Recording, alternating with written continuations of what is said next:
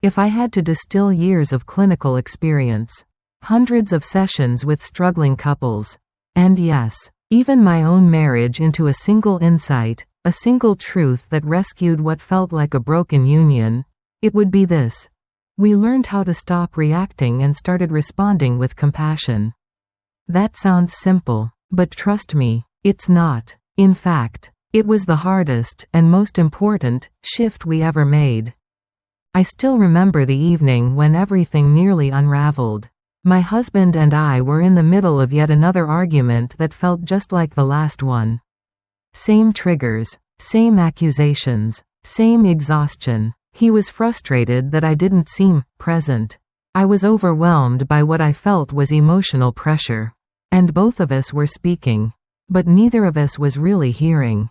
That night, something in me paused. Maybe it was the silence between our sentences, or the weariness in his eyes.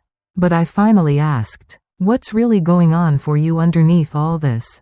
That one question marked the beginning of a different kind of conversation, and in time, a different kind of marriage. As a psychologist, I often tell clients that conflict isn't the enemy of intimacy. Disconnection is. Most couples don't fall apart because they argue too much. They fall apart because they stop being emotionally safe for each other.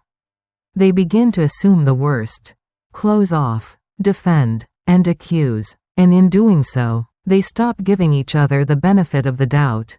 That was us. Not bad people, not lacking love, just tired, misunderstood, and desperately needing a reset.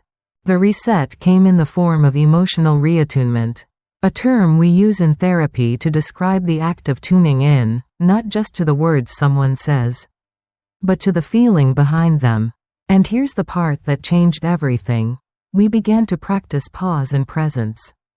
Before reacting, we agreed to pause, just 10 seconds. 10 seconds to breathe, 10 seconds to ask ourselves, am I listening to understand?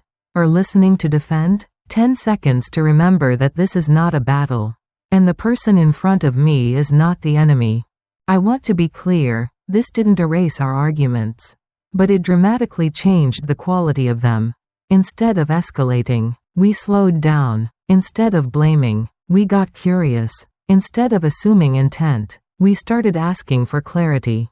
When you said that just now, it sounded like you were frustrated with me.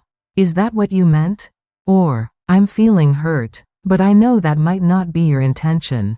Can you help me understand where you're coming from? These were not the kinds of things we said early on. But learning how to speak this way transformed our marriage. Let me offer a real example from a couple I worked with recently, a married pair in their mid-40s. With 2 teenagers and busy careers. The wife, let's call her Claire, constantly felt invisible. Her husband, Mark, felt constantly criticized. Both were defensive, both felt unappreciated, and both thought the other just didn't care anymore. But when we slowed things down in session, Claire said something that stopped him cold. She said, "I don't need you to agree with me. I need to feel like you care that I'm hurting." Mark looked stunned. "But I do care," he said. "I just didn't think you wanted me to get emotional." You see the gap? It wasn't that love was gone. It was buried under layers of miscommunication and unspoken fear. One of the biggest lessons I've learned both personally and professionally is this. What we think is resistance is often fear in disguise. When your partner withdraws, they may be protecting themselves from shame or failure. When they raise their voice, they may be afraid of being dismissed. And when they go silent, they may be overwhelmed, not uncaring. Interpreting these reactions with compassion rather than judgment is what saved our marriage, and has saved many others. So how do we build that compassion? We practice mirrored vulnerability. That means when one person opens up, the other doesn't respond with logic, criticism, or solution, just presence. When I told my husband, "I feel like I don't know how to reach you anymore," he didn't say, "That's not true." He said, "I didn't know you felt that way. That must be really painful." And when he shared that he felt like he was constantly falling short, I didn't rush to reassure him. I just said, "I get that. I feel that too sometimes. We stopped trying to out-reason each other and started trying to feel with each other. That shift required courage, especially for me, someone trained to analyze, explain, and solve. But marriages are not puzzles to solve, they are living, breathing relationships to be nurtured. And sometimes, nurturing means sitting in silence together until one of you finds the words. Sometimes it means holding your partner even when you're still mad. And sometimes it means saying, "Let's take a break, but I love you, and we'll figure this out." Another key insight I want to share with you is this. You cannot connect while being in survival mode. When you're sleep deprived, overworked, or emotionally burned out, your nervous system goes into defense. That's when little things feel like attacks. That's when patience runs thin, and kindness dries up. So one of the most practical things we did was schedule emotional check-in time once a week. No distractions, just 30 minutes to ask, "How are you really doing?" We made space to reconnect before crises happened. We built emotional muscle memory.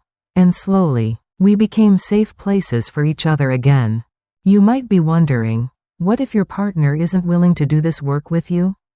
It's a fair question. Change can begin with one person.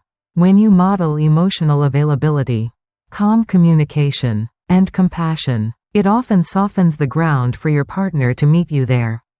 Not always, but often, and in those cases where deeper issues are at play, such as unresolved trauma, mental health challenges, or ongoing betrayal, professional help is vital. But even then, the path to healing begins with presence. We live in a world full of noise, advice columns, social media quotes, romanticized ideals, but real marriage is quieter. It's found in the small, daily moments. The apology at 10 p.m. after a long day. The coffee handed over without words. The decision to stay in the conversation 1 minute longer than your pride wants to. That's the ground where love grows. And that's where we built our new beginning. So, if you're sitting here today feeling like your marriage is slipping through your fingers, I want to offer you this one thing: pause and choose presence. Instead of reacting, breathe. Instead of assuming, ask. Instead of defending, try softening. It may feel awkward at first. It may feel vulnerable, but vulnerability is not weakness, it is the birthplace of healing. And healing is always possible. In the end, the thing that saved our marriage wasn't therapy jargon or perfect communication. It was remembering that we were on the same team, that our pain wasn't a reason to run, but a signal to lean in. That love, real love, isn't always loud or easy. Sometimes, it's just quiet attention in the middle of chaos. So tonight, if it feels right, sit with your partner, ask how their heart is doing, and listen, not to fix, but to understand. That simple act, repeated often, might just be the beginning of everything you've been hoping to restore. Thank you for listening. I hope this message meets you where you are, and offers a little hope, a little courage, and maybe even a quiet invitation to begin again. If you enjoyed this video, don't forget to like and subscribe to the channel so we can keep exploring the secrets to lasting happiness in marriage together. See you soon in the next video.